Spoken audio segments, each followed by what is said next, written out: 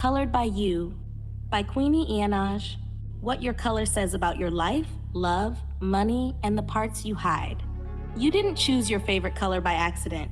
It wasn't random. It wasn't just pretty. It wasn't something you picked once and forgot about. It stayed. It followed you into your choices, into your habits, into the quiet ways you respond to life when no one is watching. Somewhere along the way, without needing language for it, you saw a color and recognized yourself. Not the version of you people meet first, not the version you perform when the world is looking. The real version. The one that reacts before thinking. The one that loves in patterns. The one that spins, protects, shuts down, or overextends without asking permission. This book is not here to tell you who you are. It is here to show you what you've been repeating. Because your favorite color doesn't just exist in what you wear or what you're drawn to. It exists in how you love when you feel safe, how you argue when you feel disrespected, how you move with money when you feel uncertain, how you hold on or let go or pretend you don't care at all. It shows up in your silence. It shows up in your reactions. It shows up in the version of you that only appears when something inside you is either opening or breaking. Some colors are loud. They demand to be seen. Some are quiet. They observe, absorb, and wait. Some build, some protect, some hide, some heal. And most people believe they are only one color. They are not. You are layered. You have a color that leads your life, a color that shapes your relationships, and a color that takes over when things fall apart. That last one is usually the one you don't talk about, but it is the one that explains everything. If you have ever asked yourself, why do I love like this? Why do I react like this? Why do I push people away, then miss them when they leave? Why do I stay in things that don't grow or chase things that don't stay? Your colors already hold the answer. This book will walk you through them, not gently, but honestly. You may feel understood. You may feel exposed. You may see yourself in ways you were not ready to name. That is not a mistake. That is recognition. Because once you can see your patterns clearly, you are no longer trapped inside them without choice. So before you turn the page, pause. Think about your favorite color, the one you always return to without explanation. Hold it there for a moment and ask yourself, quietly and truthfully, did you choose it, or has it been choosing you this entire time? Turn the page. Let's begin. Chapter 1. Black does not introduce itself. It arrives, not loudly, not with performance, not with the need to be understood. Black enters a space the way a shadow settles into a corner, already there before anyone notices it. Black is not empty. It is full of what it has seen, full of what it has held, full of what it refuses to spill. People misunderstand Black. They think it represents darkness, negativity, absence. But Black is not absence. Black is containment. It is what happens when something has learned that not everything deserves access. If Black is your color, you are not easy to read. And that is not by accident. You learned, somewhere along the way, that everything does not need to be explained, that vulnerability is not always safe, that being seen too clearly can sometimes come at a cost.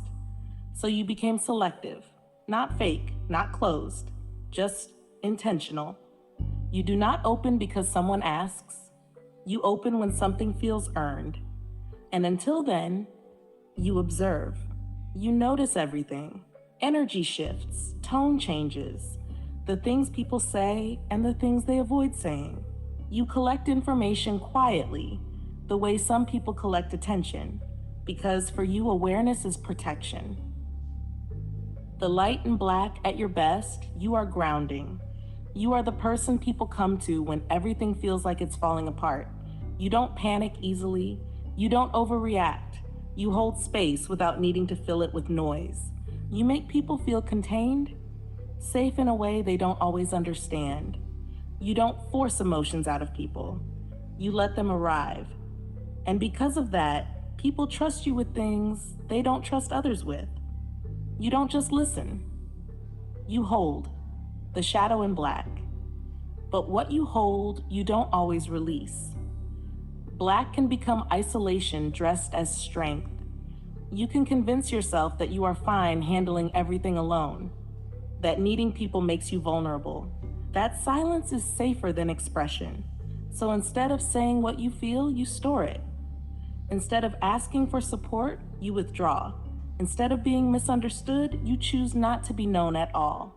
And over time, that weight builds, not visibly, not loudly, but internally. Black doesn't break down in front of people. It breaks quietly, in private, where no one can see the cracks forming. Black in love, you do not love casually, you love carefully. You study people before you allow yourself to feel deeply. You watch how they move, how they respond, how they handle pressure. Trust, for you, is not given. It is built slowly, piece by piece. But once you choose someone, you are loyal in a way that is difficult to replace. You protect the relationship. You protect the person. Sometimes, even from yourself. But love is also where your fear shows up. Because the more you care, the more you have to lose. And when that fear gets too loud, you may pull back, become distant, quiet, hard to reach. Not because you don't feel, but because you feel too much and don't always know where to put it. Black compatibility, the three that meet you where you are. Black plus blue.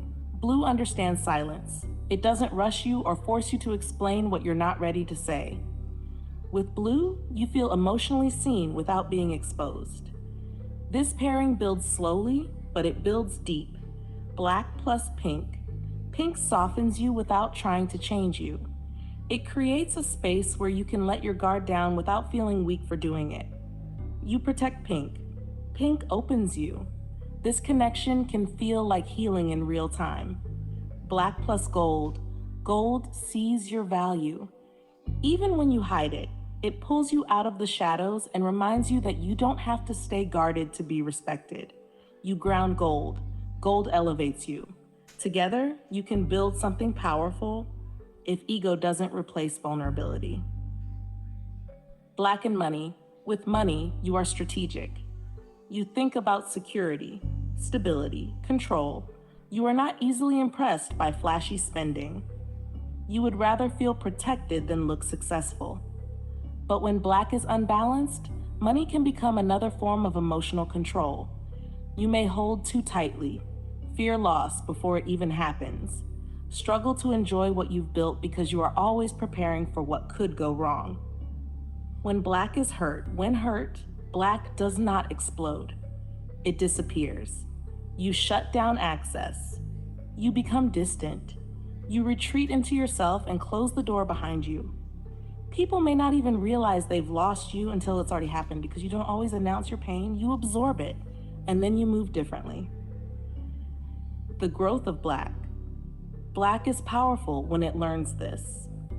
You do not have to carry everything alone to be strong. There is strength in expression. There is safety in the right people. There is release in being seen, even if it feels unfamiliar. You don't have to give everyone access, but you do have to give someone access. Because healing does not happen in isolation, even for you. If black is your color, you are not cold.